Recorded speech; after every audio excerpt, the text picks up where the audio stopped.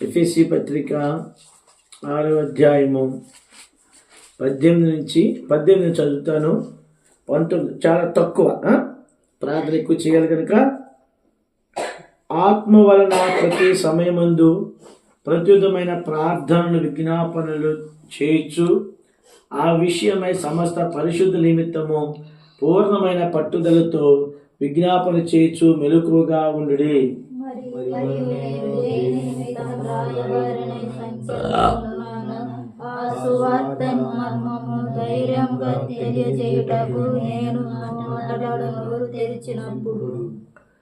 ఇరవై వచనం, దాని గూర్చి నేను కలిసి అద్దుకుంటాం. దానిని గూర్చి నేను మాట్లాడవలసినట్టుగా ధైర్యంతో మాట్లాడటకే వాక్శక్తి నాకు అనుగ్రహించినట్లు నా నిమిత్తమును పూర్ణమైన పట్టుదలతో విజ్ఞాపన చేయొచ్చు.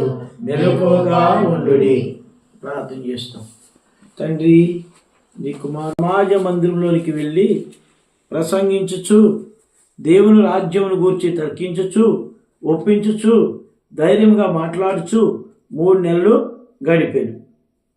మరి ఇక్కడ అపోస్తులైనటువంటి పౌలు, ఆయన ఎప్పుడైతే సౌలు పౌలుగా మార్చబడ్డాడో, దమస్కు మార్గంలో యేసుక్రీస్తు ప్రభువారి స్వరాన్ని ఎప్పుడైతే విన్నాడో ఆయన జీవితం మారిపోయింది.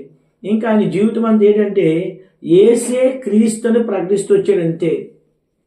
ఇప్పుడు అలాంటి పౌలు ఎఫెసీ పట్టణంలో సువార్తను అందించిన తర్వాత అక్కడ చూడండి, 10వ వచనంలో 2 ఏండ్ల వరకు ఇలాగూ జరిగింది కనుక యూదులేమి గ్రీసు దేశస్తులేమి ఆసియాలో కాపురములందరూ ప్రభువాక్యమును వినిరి.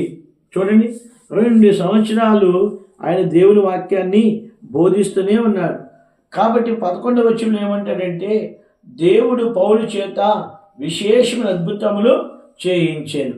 కాబట్టి అతని శరీరంలో తగిలిన చేతి గుడ్డలు అంటే కచ్చిపులు నడికట్లైనను రోగుల దగ్గర తెచ్చినప్పుడు రోగములు వారిని విడిచెను, దయ్యములు కూడా వదిలిపోయాను.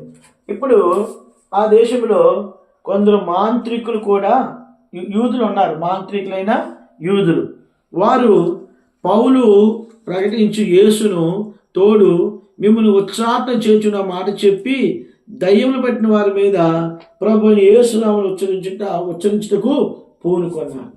పౌలు యేసునామమును ఉచ్చరించడం ద్వారా అంటే నోట్లో పలుకుడు ద్వారా దయ్యాలు పోతున్నాయి, రోగాలు పోతున్నాయి, స్వస్థ పొందుతున్నారు. ఆయన నడికట్లు చూడండి, నడికట్టు వేసుకుంటారు కదా, నడికట్టు